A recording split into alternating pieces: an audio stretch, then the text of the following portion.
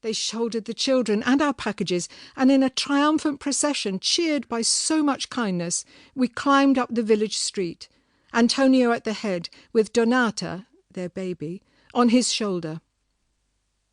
Afterwards, she wrote, never was there a more touching welcome. The story of Iris Origo, the foreign Marquesa, who was so brave and so generous to the people of her adopted country, was given a commensurately warm welcome by readers all over the English-speaking world.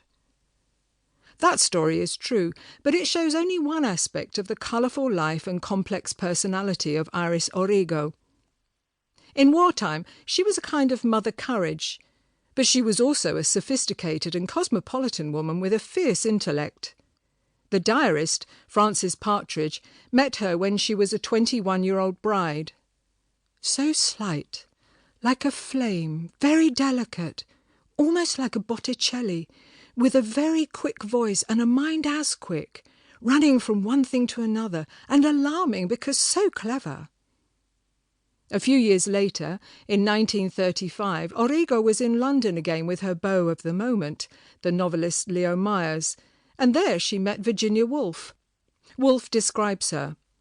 She is tremulous, nervous, stammers a little, but honest-eyed, very blue-eyed.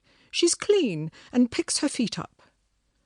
First impressions were good enough for the Woolfs to invite Origo to dinner, and Virginia again noted that Iris was honest, genuine, as well as being intelligent. She had these sterling qualities, and she glittered as well. She was very well connected and very well dressed. I like her bird of paradise flight through the gay world, wrote Woolf, a long green feather in her hat. Another friend wrote, it was impossible not to be excited by Iris.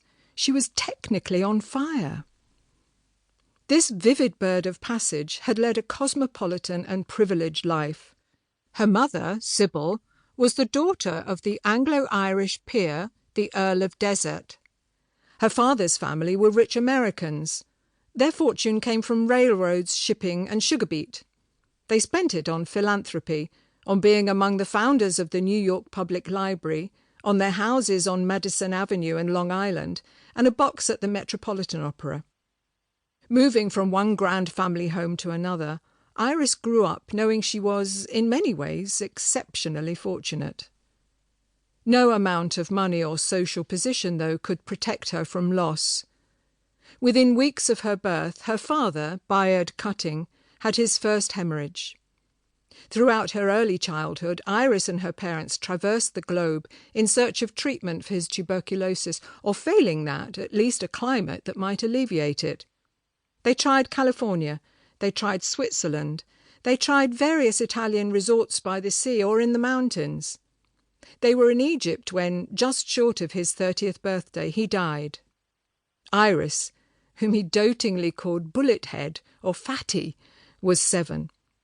60 years later, she wrote that her father's death was one of the 2 most significant events of her life, and that there is no greater grief than that of parting. Before he died, Bayard had made plans for her. His last letter to Sybil alludes to the objections his family had made to his marrying an Englishwoman, and goes on to say he wants Iris to grow up free from all this national feeling which makes people so unhappy. Bring her up somewhere where she does not belong, then she can't have it. Italy, he suggested, would be best. There she could become cosmopolitan deep down, and when the time came, be free to love and marry anyone she likes of any country without its being difficult. Sybil complied. Bayard had left her rich. She rented and subsequently bought the Villa Medici in the hills above Florence, and there, in a house built by Michelozzo for Cosimo di Medici and described by Vasari as a magnificent and noble palace, Iris grew up.